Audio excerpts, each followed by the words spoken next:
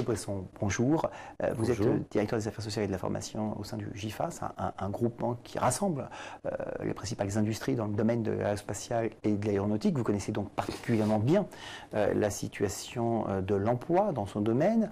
On nous annonce régulièrement que c'est un domaine qui recrute énormément. Quels sont les métiers qui sont recrutés? Quels sont les métiers finalement où peut-être vous manquez de candidats? Alors les métiers où nous recrutons sur tout le périmètre, hein, les compagnons, les techniciens, les ingénieurs. Bon, nous avons, compte tenu de la montée en puissance de notre industrie au travers de ces ventes records, besoin de personnel de production. Et donc nous avons besoin de compagnons dans le domaine de tout ce qui a trait à la production des avions.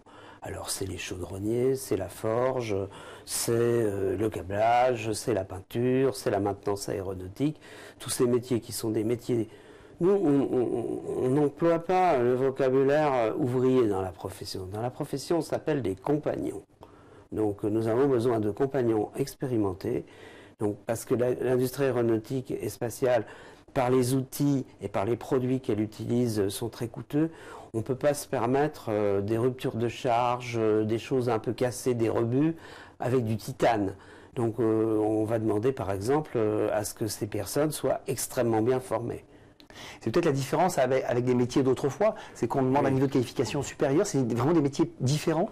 C'est des métiers différents et qui vont encore bouger. On imagine demain que, en quelques années, lorsqu'on aura numérisé complètement les entreprises, ou au moins de manière très importante, on ait affaire à ce qu'on appellera demain l'usine du futur. Donc on aura à utiliser des matériaux et des machines extrêmement coûteuses, avec des processus particuliers. Je pense à tout ce qui a trait au numérique. Mais il ne faut pas oublier les métiers traditionnels aujourd'hui. Un avion, c'est des centaines de kilomètres de câbles. Ces centaines de kilomètres de câbles, il faut les installer. C'est des matériaux composites avec le drapage.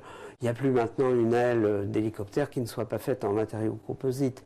Et les nouveaux avions, notamment l'A350, le dernier né, va être pour l'essentiel en composite. Donc c'est des nouvelles technologies qui vont être appliquées par ces opérateurs. Alors là, on est sur un cycle de recrutement qui est à la hausse, forte demande.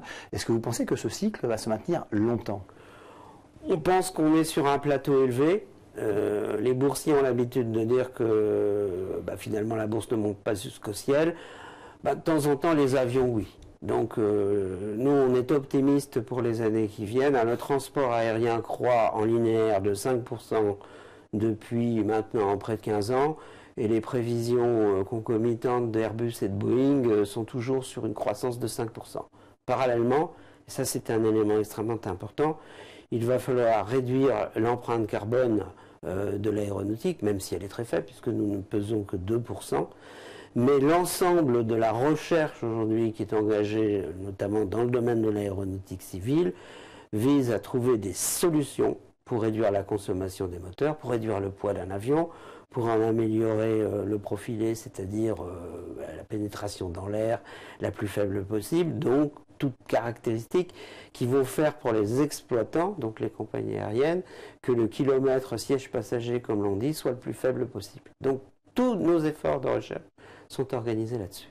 Voilà donc un message très positif. Claude Bresson, merci. Merci.